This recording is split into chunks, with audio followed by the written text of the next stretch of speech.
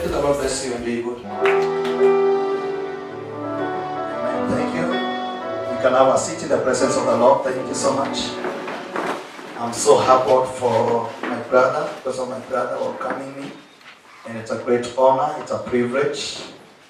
And I also want to thank all the church leadership for even accepting for me to be with you. I don't take it for granted, and I give God all the glory for that. Bwana Yesu asifiwe. I thank you also kwa sababu ya nyinyi wote ambao umekuja. Today is a very tight day. Najua you had a very busy day. Saturday sijui kunakuwa na mambo gani mengi. But we thank God that you have come. Kuna watu nimewaona since we started on Monday, or on Tuesday, sorry. Now it has been so good. I'm so happy. May the Lord bless you and do you good. Bwana Yesu atukuzwe.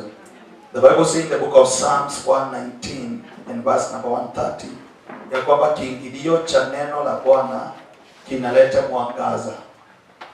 Kinaleta mwangaza. Understanding even to the simple. So the word of God, neno la Bwana linapoingia katika maisha yetu, inaleta mwangaza. Matumaini yangu ni kwamba wiki hii kuna mwangaza umepokea kwa jina la Bwana. Bwana Yesu atukuzwe. Na njia moja ya kupata mwangaza ni kutembea katika ufahamu wa neno lile ambalo umelipata. Ndugu zetu wa zamani hawakubahatika kupata ufunuo mkubwa kwa sababu pengine ya shortcomings zao na what have you. Nasi wengine kwenye tulitoka, kuna watu walifikiria kwamba wanatuhurumia sana, wakasema kwamba hawakutufundisha mambo magumu ili ya kwamba tukae hivyo na tukae kana kwamba kwa sababu ya huruma zao. Kenya hawakuwa wanajua huruma zao hazikuwa za kutusaidia, lakini walifanya tusimpende Bwana na tusijue mambo yale tunayotaka tunaweza fanya iwe na msaada kwa maisha yetu kwa utukufu wa jina la Bwana. Bwana Yesu atukuzwe sana. When you see the Bible, nakumbuka when you talk about the sacrifice, Yesu alipoona yule mwanamke mjane anatoa hela kanisani. And the Bible says, Yesu akasema huyu ndiye ametoa kwa sababu hakuwa amejibakishia kile kingine.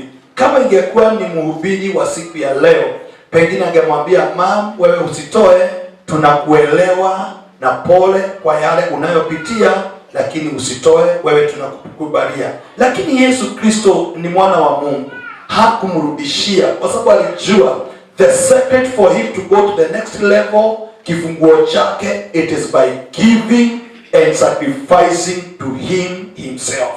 Bwana Yesu atukuzwe sana.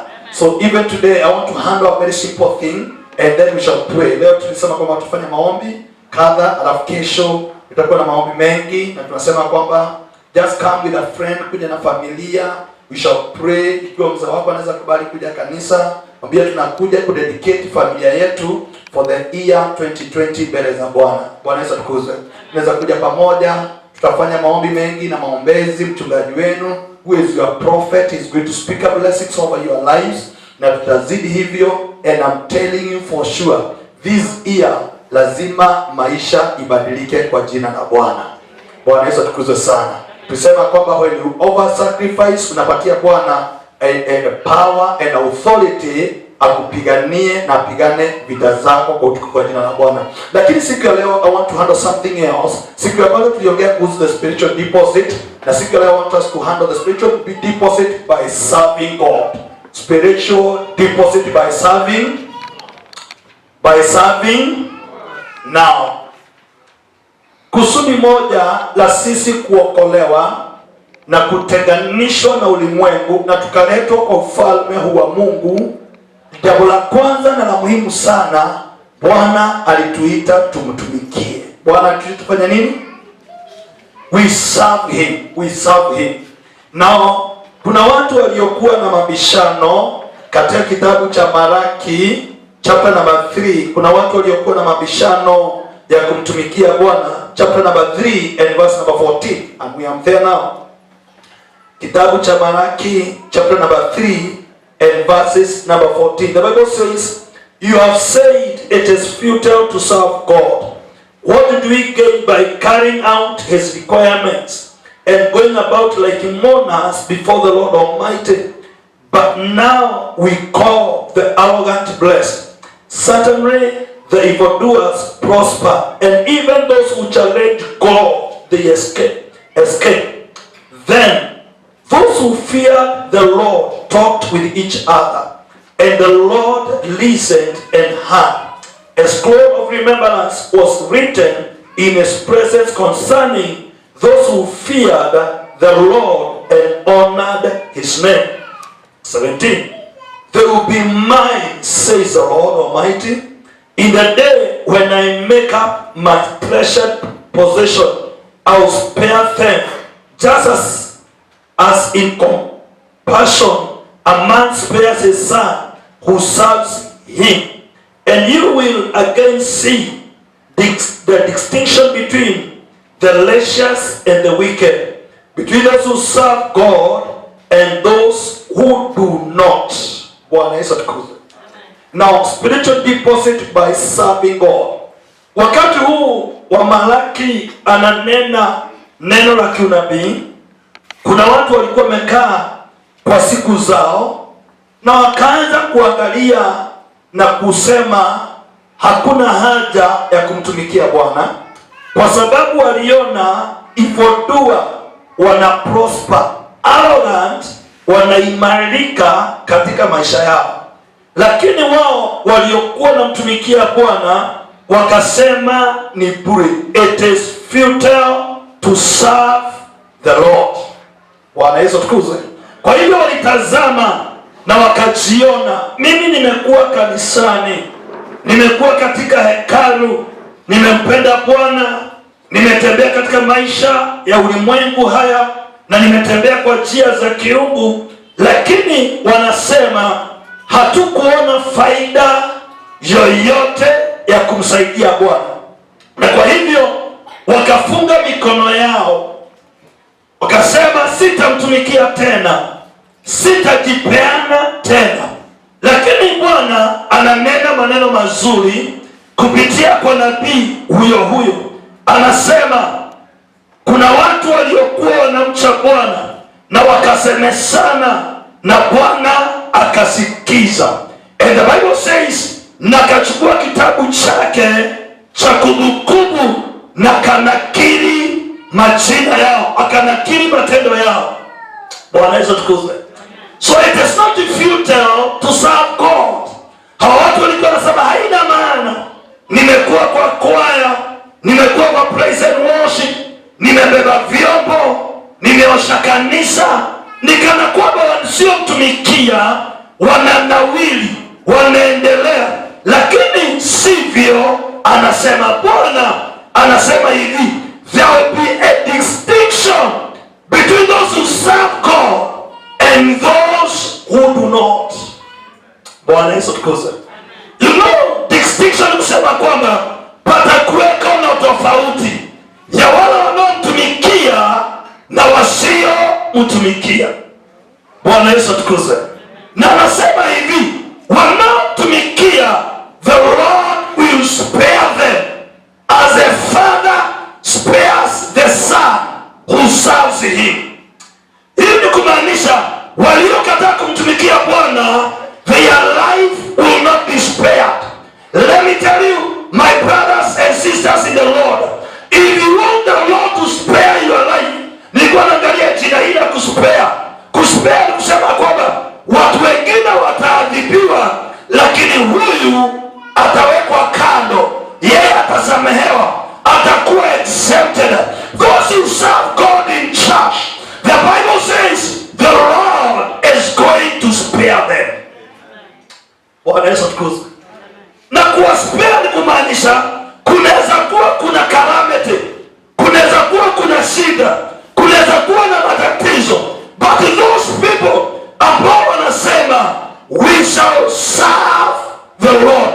And let me tell you, washirika wa Nogabi wanakuja kanisani for you to be in the revival today and coming tomorrow and other days kwa ushirika na kila kingine, ingawa hauhubiri. Anytime you attend the meeting or the gathering of the saints, you are serving the Lord.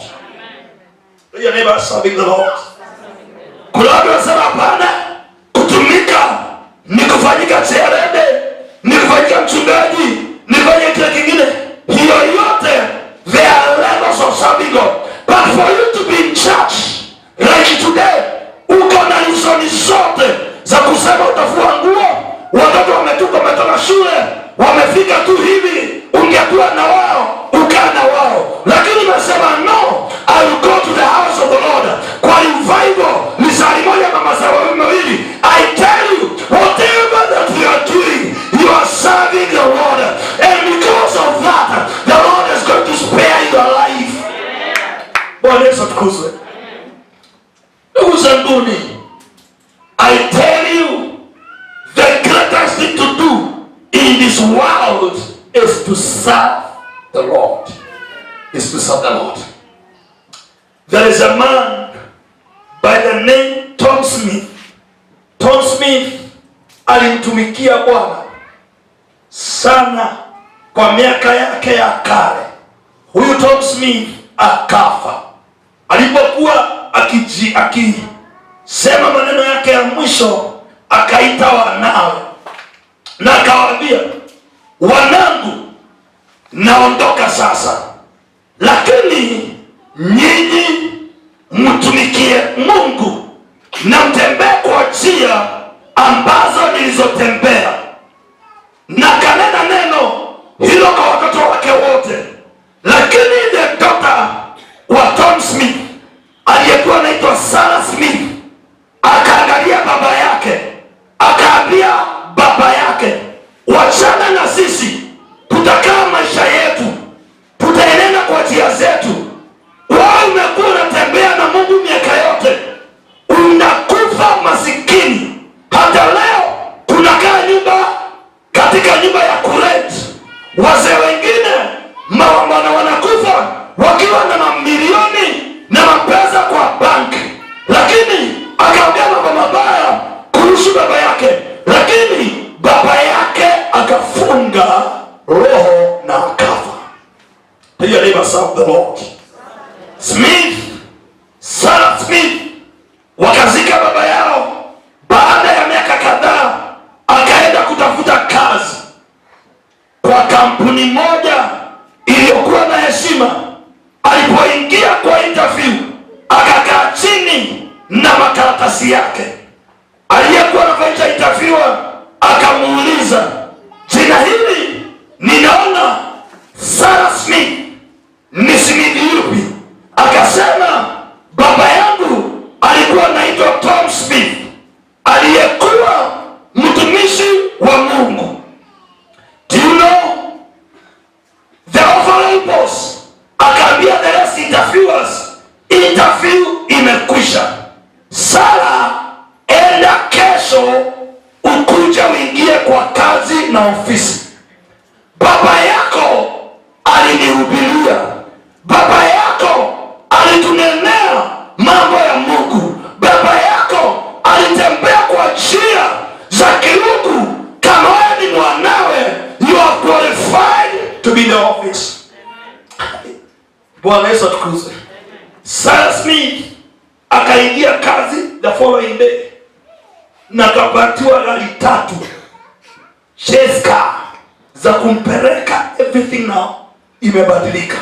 Ikafika kuliko yule aliyekuwa ni CEO wa the company akaondoka, kukasemekana kunatakana mwingine atakayeingia katika position hiyo. Let me tell you, without an interview, Sarah Smith akawa the overall boss of the company. Let me tell you, serving God today inaweza fungua milango ya your generation in the name of the Lord.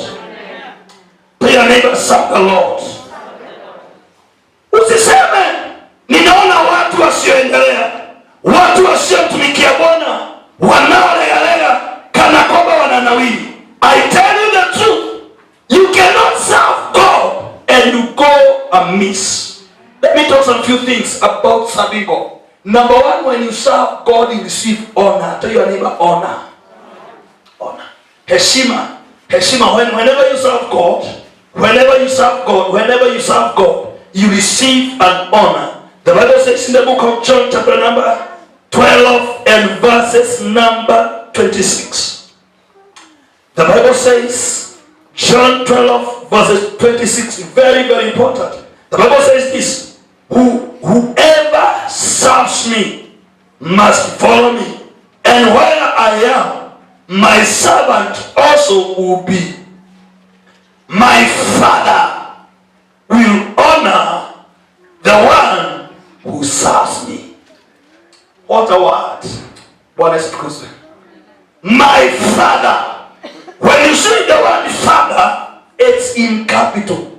That is to say, God of heaven, God of. And the Bible says what? My Father will honor those who serve me.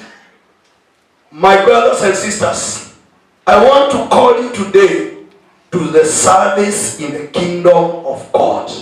Hakuna mtu hataki heshima, lakini Biblia inasema hivi, Baba wa mbinguni atawaheshimu wale wanaonitumikia. Bwana Yesu tukuzwe. If there is a generation ambayo haitaki kumtumikia Bwana, is our generation. People don't want to serve God. People don't want to serve God. They don't want to serve God. Hawataki kumtumikia Bwana. And this is why leo nimekuwa na mkutano wa mama, nilikuwa nahubiria na waambia dada zanguni, even if Mungu anaweza kutuinua na tubariki kiasi gani, tafadhali tusisahau ni Mungu aliyetutoa kwa majivu. Bwana Yesu atukuzwe. Tunafika kwa kiwango hatuwezi osha kanisa kwa sababu ni kazi ya watu fulani. Pasa andika watu, fanya kile kingine, wanavyomba waandikwe. Sisi tuje tu kwa ibada, tusikize wimbo, lipata waimbaji, watuimbie, tukae hivyo, watutoe stress, twende nyumba. Let me tell you, you don't want to serve God, you will not have any honor before God. Bwana Yesu atukuzwe. I want to challenge you. Let us serve God. Let us serve. Tell your neighbor, serve God. Bwana Yesu atukuzwe. Tupata wa mama dada zanguni watakao sema sisi kwa department yetu, we shall commit ourselves to watch the church. Pastor, usifikiria mambo ya kanisa, mambo ya vyombo, hiyo ni kazi yetu. That is our.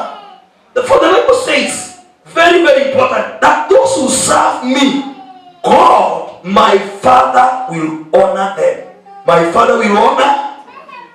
Now, people, they want to be honored, but they don't want to serve God. Unataka heshima, lakini unataka kumtumikia nani? I tell you and I challenge you, my sisters, let us arise. Let us serve the Lord. Let us serve the Lord. Bwana Yesu atukuzwe. Ambia rafiki kwa pastor anasema tumtumikie Bwana. Bwana Yesu atukuzwe. When you serve God, the Bible says God is the man that he should lie. Mungu hawezi muongo. Si muongo. When you serve God, I tell you, and I tell you for free, angalia katika historia, angalia watumishi wa Mungu waliotumikia Bwana, angalia maisha yao, waliojua kanuni za kutembea na Bwana. Hakuna hata mmoja wao aliyekufa masikini. None of them. From our father wa imani, Abrahamu, he died a rich man. Why? He served the Lord. Bwana Yesu. Sasa nani? Muangalie Daudi. Mungu anaapa, anasema kwa nyumba ya Daudi haitakosa taa. Bwana Yesu atukuzwe.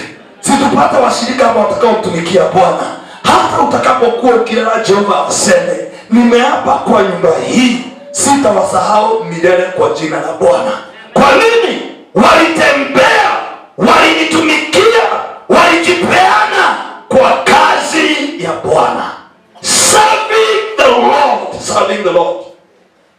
And remember, nimezaliwa from a very poor family. Very poor, very poor, very poor. Nakumbuka siku moja nikaja Nairobi na nikaona vijana wamevaa tai. Hapo Nyayo House, vijana wadogo. Nilipowatazama hivyo, nikauliza Mungu wa mbinguni, hata hawa walizaliwa na wanawake? You know that thing that you should also think. Walizaliwa na akina nani? Vijana wa smart. Wazee wana smart. Wako very smart. Na nikaambia Mungu, hata mimi ningetaka siku moja wapo ya maisha na mimi nifae matai na nikae watu kama hawa. Bwana Yesu atukuzwe. Praise the name of the Lord. Sikuwa najua na nitamani kitu kizuri, ingawa sikupata ya ofisi, but I tell you for free, leo hii nikitwa kazi kwa Safaricom, nipatiwe 1 million and above, na niulizwe nimtumikie Mungu ama nifanye Safaricom, I will choose to serve the Lord. Bwana Yesu atukuzwe. Kwa nini? Unapofanya kazi kwa Safaricom, baada ya wakati unalitaya, lakini ukimtumikia Bwana, hata utakapolala kizazi chako watakuyenye kazi uliyofanya kwa nyumba ya Bwana. Bwana Yesu atukuzwe. Today we don't hear waliofanya kwa makampuni ya kwamba majina yao inatajwa, lakini tunasikia wale waliomtumikia Bwana, waliojipeana baba zetu, baba zao. Today we see their sons, they enjoy for what their fathers did. And the greater thing to do, my dear friend, is only to serve the Lord. Hii kazi inaonekana kama kampani ya ujinga. Kuna watu wanasema kwamba kazi ya watu wengi inakulaga mjinga. Mkikuyu hakuwa ameokoka. Ambia rafiki yako hakuwa ameokoka. Hata kama ile kale yake kelimo. Now in the kingdom of God is not like that. Let us serve the Lord. Let us serve the Lord. Let us serve the Lord.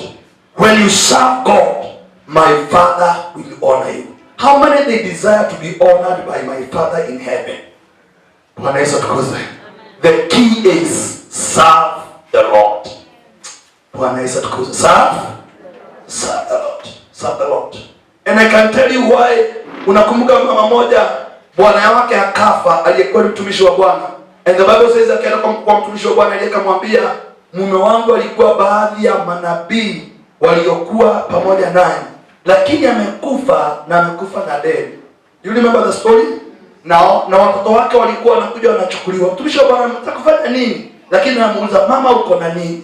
Anasema sina chochote, lakini niko na mafuta machache kwa anaambia sasa, enda utafute vibuyu na mitungi ukifungie kwa nyumba.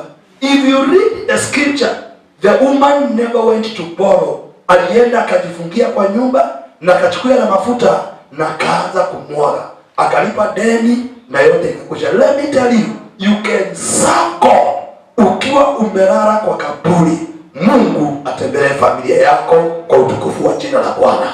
When you serve God, the Lord will honor you. The Lord will honor. The Lord will honor you. The Lord will honor you. Bwana Yesu atukuzwe. When we serve God, the Lord will bless our waters. He will bless our food. He will bless our waters. He will bless our. Bwana Yesu atukuzwe. Now, dada yetu hapa ni daktari, lakini ukienda kwao wanakuambia usikule. Is it so? Sometimes wanatuambia usikule mchele, usikule hii, usikule nyama. Sasa at the end of the day you ask yourself, what should I do? What should I eat? Umewahi kusikia daktari akiongea mambo hiyo unashangaa? Bwana Yesu asifiwe. Kwanza wewe pasta ikiro venye inaonekana kwa restaurant yako, usikule nyama. My friend, nikosa kule nyama na nimetoka kwa maskini. You tell me not to eat meat. Sasa ndio nimepata pesa ya kula nyama na niambia nisikule. Mimi nikule tukutarange na Mungu hapo mbele. You know? So, but the Bible says when you serve God, He will bless your food and your water. Bwana Yesu atukuzwe. They say, ya kwamba magonjwa mengi, most of the diseases, most of sicknesses and what have you, zinatokana na maji, zinatokana na chakula. Is that so? Daktari, si ungewaambia penye pasa nasema ni ukweli ama si ukweli? Yeah. magonjwa, iko kwa chakula, iko kwa maji, iko na kile kingine. But the Bible says so clearly in the book of Exodus. Let's go there now. The Bible says so clearly in the book of Exodus, chapter 23 and verse number 25. Serving the Lord. 23-25. The Bible says, 25, worship the Lord your God, and his blessings will be on your food and water. His blessings. Bwana Yesu atukuzwe. 23, anasema utamtumikia Bwana Mungu wako na baraka zake zitakuwa juu ya maji na juu ya chakula chako. Bwana Yesu atukuzwe.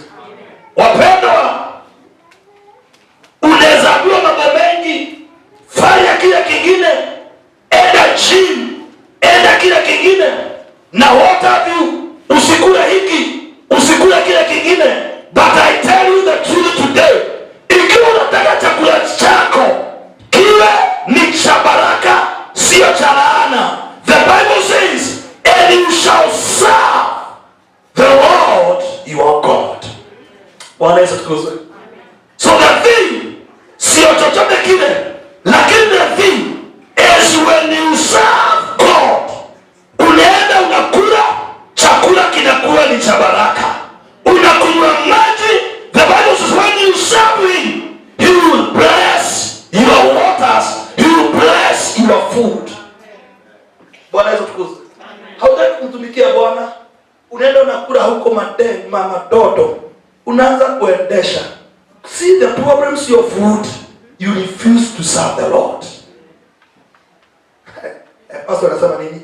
Bible inasema you will serve the Lord your, worship the Lord your God, and his blessings will be on your food, on your. Bwana Yesu atukuzwe. Bwana Yesu atukuzwe. Kama hutaki kutokana na hii magonjwa na matatizo, sisemi kujiangalia mwili ni baya, jiangalie mwili, lakini pamoja na hivyo mtumikie Bwana. Bwana Yesu atukuzwe. Kama mimi nitamtumikia hapa, nikienda nyumbani tena niende nikakuta getheri, nikaoga vijiko vitano, nikasema zimebarikiwa. Bwana Yesu atukuzwe. Hata kama kunaweza kuwa kuna bosha ndani, haiwezi nidhuru, nimetoka kumtumikia Bwana. The thing you serve the Lord, he will bless your food, he will bless your waters. Bwana Yesu atukuzwe. Hii maji tunakunywa hapa kwa sijui maji inatoka wapi. Kuna wakati wanasema hii maji ya Nairobi si nzuri. Hiyo mifereji sijui what have you, imetoka kwa sewage na what have you. Na wanaongea mambo mengi sana. By the thing, inaweza kuwa ni vizuri kujiangalia, chamusha maji, fuata mambo yote, lakini the greatest thing number one, they shall serve the Lord, and the Lord will bless their food and their waters. Bwana Yesu atukuzwe. Wangapi wasema tutamtumikia Bwana? Bwana Yesu atukuzwe. Wapendwa, tumtumikieni Bwana, tumtumikieni. Ingia kwa department ya church yoyote, serve God in any department. Praise the name of the Lord. Unajua kuna watu nimekuja kugundua kwa church, hawapendi watu wengine wakitumikia Mungu. Ukiona dada anaanza kutumika kwa Mungu, wanasema utaangusha, unataka kuangusha pastor. Let me tell you, kwani pastor wenu ametesa namna gani? Bwana Yesu atukuzwe. Huyo msichana mwenye namuona, huyo mwenye namuona ni kama anataka kuangusha hapa. Serve the Lord. You know, tomorrow I'll be teaching in the leaders meeting. Now, kuna watu wanakuaga kanisani appointed and anointed by the devil to cause people not to serve God. Do you know that? There are people who they are anointed by God. Anytime, particularly wakiona unatoa fungu la 10 na unaweka kwa bahasha, they can wanaweza kuita gani Gilidano.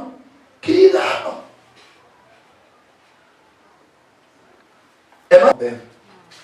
Ask your neighbor, are you one of them? Kiona menyamaza wachana na yeye. Bwana Yesu atukuzwe. There are people there, they don't want people to serve God. They don't want people to serve. Every time wanapinga. The Bible says you will serve the Lord, and the Lord will bless your waters. He will bless your food. Bwana Yesu atukuzwe. I pray the year 2020, serve the Lord will bless your food and your water. Bwana Yesu atukuzwe. You know when the Bible says that I will bless, haisemi nitakutafutia chakula. Already food will be there, they will be blessed. Yesu akasema kwamba ulimwengu wanang'eng'ana na vitu hivyo. Nyinyi tafuteni kwanza ufalme wa mbinguni, haya mengine yote nitawazidishia. Bwana Yesu atukuzwe. The thing, let us serve the Lord. Something else, when we serve God, Jehovah anatoanga sickness. He removes all sickness. The Bible says, the same verse, I will take away sickness from among you. Sickness. Let me tell you, hakuna kitu kibaya dunia hii. Heri kukimbizwa na umbwa, unaweza iambia wacha iache. Lakini hakuna kitu hatari kwa dunia hii like sickness. Are you getting what I'm saying? Ugonjwa ni kitu kibaya. Ni kitu. Bwana Yesu atukuzwe. Maana amekuwa mgonjwa for a time. But I tell you, sickness is bad. Sickness is. Lakini Bible inasema mtakapomtumikia, He will take away sickness among you. Magonjwa yatakuweko, but when you serve Him, He will take away sickness. Bwana Yesu atukuzwe. He will take away sickness. When you serve, the thing is this. Bible inatuambia Waisraeli waende wajenge, waende wafanye kile kingine, lakini Bwana aliambia Waisraeli mtakapoenenda munitumikie. Na leo wananoka bila, I'm telling you, the thing you serve the Lord, He will take away every kind of sickness among you. Bwana Yesu atukuzwe. Unajua ni vizuri kuchukua neno la Bwana lile venye liko. Mungu akisema nitaondoa magonjwa, wewe mtumikie Bwana. Bwana Yesu atukuzwe. Wherever you can stand before God and tell God, God, nimekutumikia. Tafadhali niondolee magonjwa kwa utukufu wa jina la Bwana.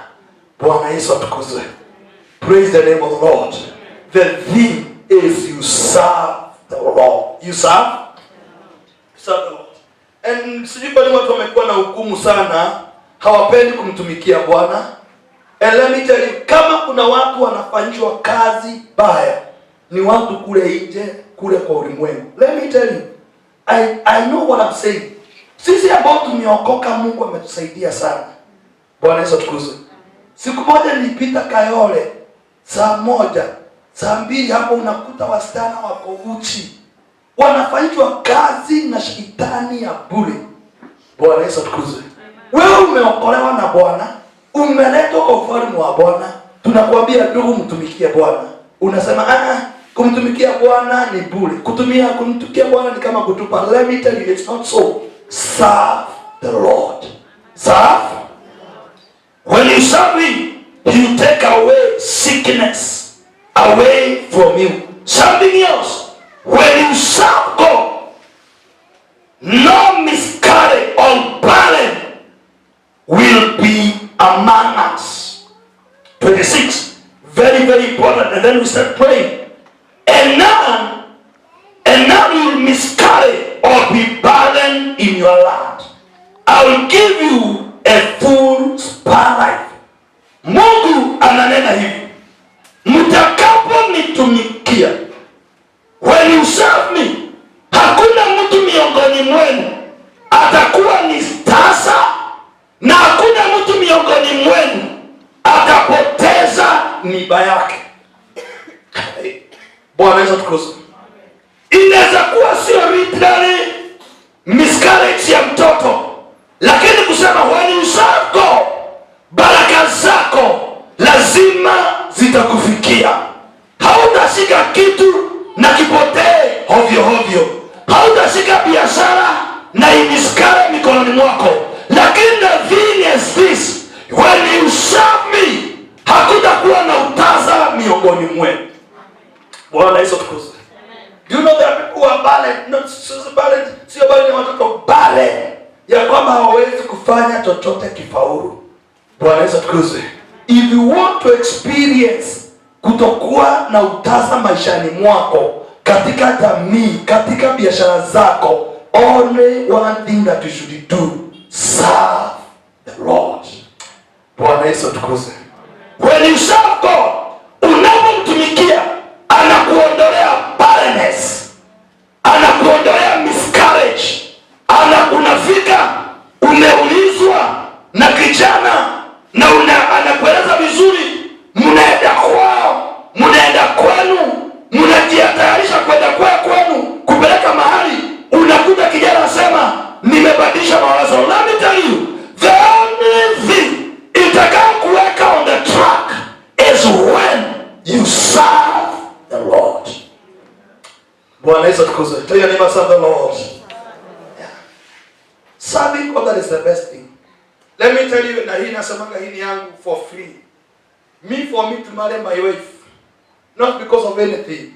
Niliona mama msichana aliyekuwa anatumika kwa kanisa. Sufuria zote wakati wa harusi, wakati wa pre-wedding, alikuwa anarushiwa masufuria na vijana. Mimi nilikuwa nakuta kastana, I was the chairman. Nakuta kastana kana sugua sufuria below na water view. Nikaona mara ya kwanza, nikasema Jesus Christ. Modoto yake kwa anafikia wakati huo mtu mtu kama huyo akisugua sufuria kwa nyumba si mbaya. Nikaangalia siku nyingine na nyingine. Sikumwoa kwa sababu ya nini nyingine? Najua tunasema juu alikuwa amefaa wanja. Hapana, nikufaa nikupaka wanja. You know what I'm saying now? Si kwa sababu alikuwa amepaka wanja, kwa sababu nilimuona akitumika. Wewe unataka Mungu akutendee jambo, na wewe ndiye nyapara hapa. Wewe ndiye nyapara. Hii kanisa haijaoshwa, hii bisbite haijapanguzwa, hiyo instrument si mzuri, hawajaimba vizuri. Ulitoka ulimwenguni kuja tunyapara hapa. You came from the world to become wanyapara. No, ulikuja na mimi nikuje tumtumikie aliyetutoa gizani. Shika mkono mwambie wewe si nyapara. Na kama kuna mtu ako nyapara mwambie hiyo baya nyapara tumeimali. Do you know that people like that? I want to say thank you so much, Reverend. Nimefika hapa, tumefika mapema sana, tumefika kitu 5 kitu. Lakini tumekuta kijana fulani akatuona, alikuwa tu kwa akakimbia, akafungua gate, tukaingiza gari. Dakika chache tukaona kastana fulani kameingia na kifungua, tumefunguliwa. Kakijana kanakuja kanatuambia, excuse me, mnaweza ingia kwa ofisi with a lot of honor, with a lot of Bwana Yesu asifiwe. Kama ni wewe ni maika ya utatano paka hapo. When I saw that, nikaona watoto kwa miaka unaona mtoto, lakini in them there is ministry in them. Bwana Yesu asifiwe. Praise the name of the Lord. Na hii nitahubiri kwetu, nitakutia hiyo example. Kwa sababu kwetu kanisa la Injili, unaweza kuona mama na kuangalia hivi. Akuro ugathie. I was asking somebody, my friend, mama hawisalimia huyo mgeni. Mwambie tu how are you? Karibu, nikusaidie namna gani? Lakini mama mzima anaangalia mgeni. Anamwangalia na kuja kuuliza, Mama Kimani, no sio. Wananie ndio my friend. Praise the name of the Lord. Let me tell you, each one of us, we should be like, lazima tufanye kama wastana wa Safaricom. Nitembea Safaricom ya Kitengera. Umwahi kutembea Safaricom hiyo? Those girls, they are very smart. They talk to you with honor. Sana. You know those things. Bwana Yesu atukuzwe. Are you getting what I'm saying now? Tukipata washirika kama hawa Reverend, washirika wanaongea hivyo, karibu sana. Nikusaidia namna gani? Unataka nikusaidie namna gani? Karibu sana. This is the best place. This is the best church. Welcome. Our pastor is powerful. Our pastor is anointed. Our elders are the best in the world. Just come. You see people start coming. Lakini tukikata watu kama hawa watu wa kwetu, wakikuangalia kama wanakuambia kwenda, Will the church be full? I'm asking, will the church be full? No. The church will not be full. So when we serve God, you will never miscarry in your life. You will never miscarry in your life. In your life. Praise the name of the Lord. You will never miscarry. Like in the thing is this. Tafadhali, ladies and gentlemen, let us serve the Lord. Let us serve. How many they are saying I will serve the Lord? Hallelujah. The greatest thing to do is only to serve the Lord in this world. I tell you the truth, mimi hakuna kazi ingine nimewahi fanya nikasikia niko satisfied. Sikatai walio madaktari wafanye daktari, lakini pamoja na daktari, pamoja na kuwadunga sindano, tafadhali share the love of Christ. Bwana Yesu atukuzwe. Mimi sio pastor, lakini everywhere you go, you share the love of. That is what we are talking about, serving God. Serve. Talk about the love of Christ. Ambia mtu Yesu anakupenda. Bwana Yesu atukuzwe. Tell somebody, either you ni sukuma unauza, let people know uko na wimbo wa injili hapo, uko na Bible. Tell somebody, and Jesus loves you. Bwana Yesu atukuzwe. Ingawa tunafanya biashara, tunafanya kile kingine, lakini the greatest thing to do in this world is only to serve the Lord. To serve. And I want to ask you, because we're going to fanya maombi na maombezi leo, ya kwamba the only thing that you will do, it's only tafadhali na kusi. Bwana Yesu atukuzwe. Nimekuwa nikiambia mama kwetu, ingawa Mungu atatuinua sana, ingawa Bwana atatusaidia, tutaenda manyumba makubwa, tutaendesha magari makubwa, but I told them, mimi, I will still remain a humble servant of God. I will still love God. I will still cry. Bwana Yesu atukuzwe. Why? Pamoja na mambo mengi Bwana atakavyonifanyia, niende bali aniinue, nitabaki kuwa mimi ni mwana wake. Bwana Yesu atukuzwe. Hakuna wakati nitazeekea Bwana. There is no time I will come mature, big. Nitazeekea nani? Bwana wetu Yesu. There are people, they are so mature, they are so big, hawawezi kumtumikia Bwana. When you ask them, you start wanakuambia, mimi tulikuwa tunahubiriwa na Wakemina, Joseph Mwangi alinihubiria, Bishop Keguro aliniwekelea mikono. Kama uliwekelewa na hujakufa, tafadhali bado tumtumikia Bwana. Bwana Yesu atukuzwe. Na mtu asikutoe kwa laini ya kwaya. Hata akikwambia unapoteza hatua, wewe endelea na hatua yako wako. Haurudi kwa sababu ya hatua zake. Whatever you are doing in your heart, you are serving the Lord. Hata ukienda hivi, wanaenda hivi. Wewe endelea tu. Kila mtu anaenda kivya. Bwana Yesu atukuzwe. Nyinyi ibeni fanyeni kile mnafanya, na mtu asiniambie nitoke kwa kwaya. I'm not singing to my pastor. I'm not singing for you. I'm singing to my Lord. Ikawa rhythm yangu ni baya, ikifika mbinguni nitawekwa vizuri. Sitapoteza rhythm mbinguni. Tutaenda na malaika pamoja na Yesu, na taji yangu nilimtumikia Bwana. Wewe na mimi tumtumikie Bwana. Hallelujah. Let us serve. Serve the Lord. Bwana Yesu atukuzwe. I tell you, mimi niko na burden na mzigo. Nataka kuona wamama mnatuambia what men can do, you can do better. Is that so? Is that what you are saying? If you can do better, tafadhali tupate wamama wanaojifundisha keyboard, wanajifundisha magitaa. Bwana Yesu atukuzwe. Ikifika ni ushirika wa wamama, vyombo vyote vinawekwa. Ushota. Tunaweka wimbo, magita. Sikusema natoka kukuja tupigie alafu tena uende. Tunaenda wapi? Hata sisi ni watumishi pamoja na wale wengine. Bwana Yesu atukuzwe. Venye tulikuwa tunang'ang'ania Darama Reverend Macharia, tung'ang'anie gitaa namna hiyo, tunang'ang'ania keyboard namna hiyo. Kwa nini? Kila mtu atalipwa kazi zote alizozitenda. Bwana Yesu atukuzwe. I want us to pray now. Let's stand on our feet now. Thank you, Jesus. I want us to pray.